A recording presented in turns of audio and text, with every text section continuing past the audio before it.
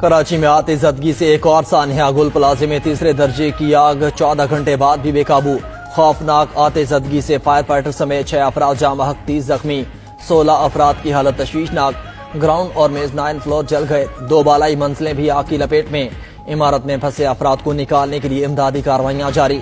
پلازے کے 2 حصے گر گئے، پلرز کمزور اور دراڑیں پڑنے سے پوری عمارت گرنے کا خدشہ۔ عمارت کا ملبہ گرنے سے فائر فائٹر جاں بحق، navy Sindh rangers, fire brigade اور ریسکیو کی ٹیمز آگ بجھانے میں مصروف۔ 5 نارکل، 20 فائر ٹینڈرز اور 2 واٹر باؤزر آگ بجھانے کے عمل میں شریک۔ پانی اور فوم سے آگ بجھانے کی کوششیں۔ فائر بریگیڈ کی سیڑھی ٹوٹنے سے 2 افراد گر کر زخمی۔ عمارت میں 1200 سے زائد دکانیں تھیں۔ تنگ راستوں اور آتش گیر صابان کے باعث آگ بڑھی۔ وینٹیلیشن نہ ہونے اور کھڑکیاں بند ہونے سے عمارت میں دھواں بھر گیا۔ Chief fire officer Humayun Khan کے مطابق 60% آگ پر قابو پا لیا۔ آگ کی شدت اور ٹیمپریچر زیادہ ہونے کی وجہ سے فائر فائٹرز کو اندر جانے میں مشکلات ہیں۔ 50 سے زائد افراد کو ریسکیو کر لیا گیا۔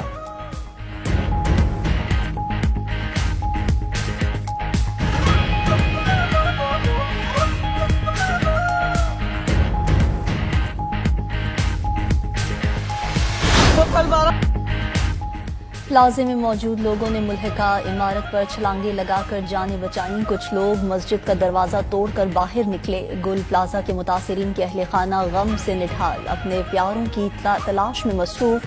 ماں اپنے بیٹے کو تلاش کرنے کے لیے پلازے کے باہر موجود۔ بیٹا کام کے لیے آیا تھا، رات 12 بجے سے رابطہ نہیں ہو رہا۔ متاثرہ ماں کی دہائی۔ تاجر نے کہا کہ 5000 سے زائد دکاندار متاثر ہو چکے۔ پلازے میں آگ کیسے لگی، تاحال وجوہات سامنے نہ آ سکی۔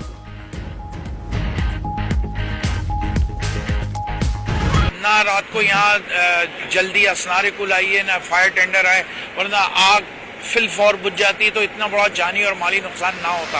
کوئی ریسکیو کرنے کے لیے اندر جا نہیں سکا۔ مالی نقصان کی تو بھرپائی کر دیں گے اربوں روپے، کوئی مسئلہ نہیں ہے، جان کا کون کرے گا۔ کتنوں کی ماؤں کی فون آ رہے ہیں کہ اتنوں کے بچے گھر نہیں پہنچے ہیں۔ ٹیم کے لڑکے کافی ہیں جو لاپتہ ہیں۔ ہم نے خود نے 200-250 لوگوں کو اپنی مدد آپ کے تحت ہم نے نکالا ہے رحم کی طرف سے۔ 100 افراد کے عمارت میں پھنسے ہونے کی اطلاع ہے۔ 1.5 گھنٹے بعد فائر بریگیڈ کی ٹیم پہنچی، سب کچھ تباہ ہو گیا۔ فائر بریگیڈ کا کبھی پانی تو کبھی ڈیزل ختم ہو جاتا ہے، اربوں روپے کا نقصان ہو گیا۔ صدر گل پلازہ تاجر ایسوسی ایشن تنویر قاسم میڈیا سے گفتگو میں آپ دیدہ ہو گئے۔ کہا کہ بال کی فکر نہیں، دکانداروں کی جانیں بچائی جائیں۔ وزیر اعلیٰ سندھ اور میئر نے رابطہ نہیں کیا، آگ بجھانے کے عمل میں تاخیر کا شکوہ۔ گورنر سندھ کامران ٹیسوری کا گل پلازے کا دورہ، امدادی کاموں کا جائزہ لیا۔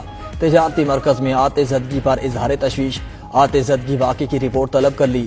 تاجروں کا گورنر سندھ کے سامنے احتجاج، شکوہ کیا کہ جو گاڑیاں آگ بجھانے کے لیے آئیں ان میں پانی نہیں تھا، اپنی مدد آپ کے تحت پانی منگوایا۔ گورنر سندھ کی متاثرہ تاجروں اور افراد کے لیے ہر ممکن تعاون کی یقین دہانی۔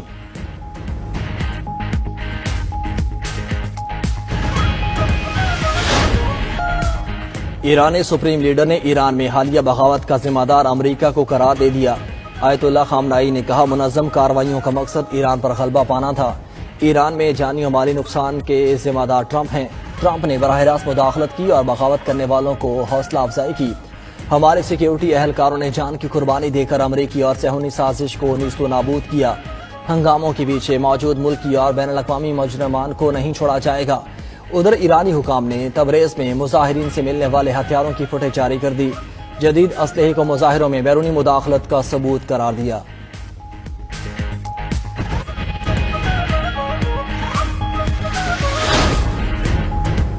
ایران میں نئی قیادت تلاش کرنے کا وقت آ گیا۔ ٹرمپ کا ایک بار پھر ایران میں رجیم چینج کا بیان۔ کہا آیت اللہ خامنائی ایران کی مکمل تباہی کے مجرم ہیں۔ قیادت کا مطلب احترام ہے، خوف اور موت نہیں۔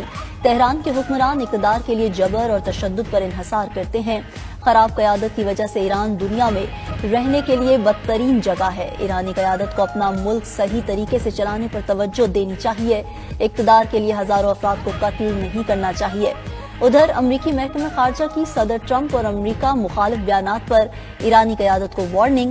کہا صدر ٹرمپ کے ساتھ کھیل نہ کھیلا جائے، اگر امریکہ کے اثاثوں پر حملہ ہوا تو طاقتور رد عمل کا سامنا کرنا پڑے گا۔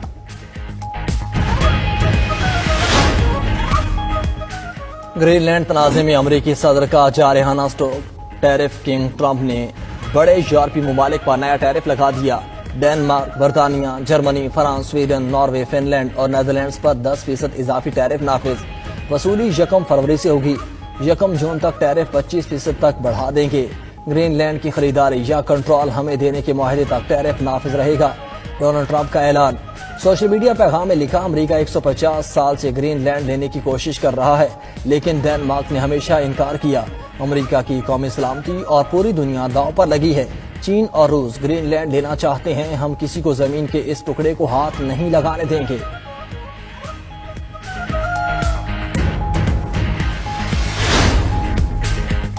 یورپی رہنماؤں نے گرین لینڈ پر ٹرمپ کی ٹیرف کی دھمکیوں کو مسترد کر دیا۔ برطانوی وزیراعظم کیئر سٹارمر نے کہا کہ گرین لینڈ ڈنمارک کا حصہ ہے، اتحادیوں پر ٹیرف لگانا غلط ہے۔ فرانسیسی صدر ایمانوئل میکرون کا قومی خود مختاری اور یورپی اتحاد پر زور، کہا گرین لینڈ پر حملہ ہوا تو یورپ متحد ہو کر جواب دے گا۔ Norway, Denmark, Sweden, Netherlands, Germany اور فن لینڈ کے حکام نے بھی امریکی دھمکیاں ناقابل قبول قرار دے دیں۔ ادھر گرین لینڈ پر امریکی قبضے کی دھمکی پر ڈنمارک اور گرین لینڈ میں مظاہرہ۔ کوپن ہیگن میں ہزاروں افراد کا ہینڈز آف گرین لینڈ بننے کا عزم۔ گرین لینڈ میں ہونے والے مظاہرے میں وزیر اعظم کی بھی شرکت۔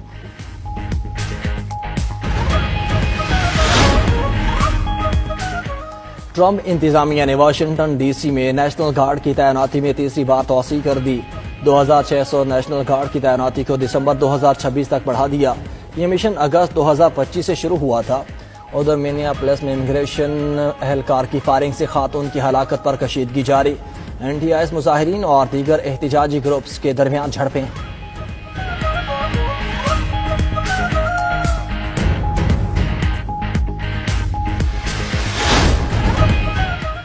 انڈونیشیا میں چھوٹا مسافر طیارہ پہاڑی علاقے میں گر کر تباہ، طیارے میں سوار تمام 11 افراد ہلاک، 3 مسافر اور عملے کے 8 ارکان شامل۔ حکام کے مطابق طیارہ کم بلندی پر پرواز کر رہا تھا، آخری سگنل ہوائی اڈے سے 20 کلومیٹر دور موصول ہوا۔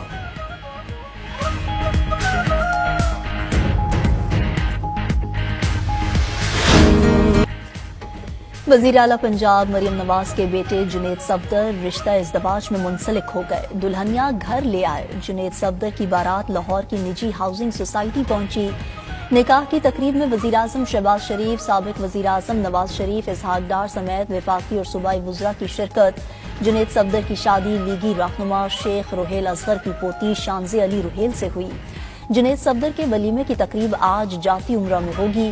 جنید اور شانزے کی ویڈنگ شوٹ کی تصاویر اور ویڈیوز سوشل میڈیا پر وائرل۔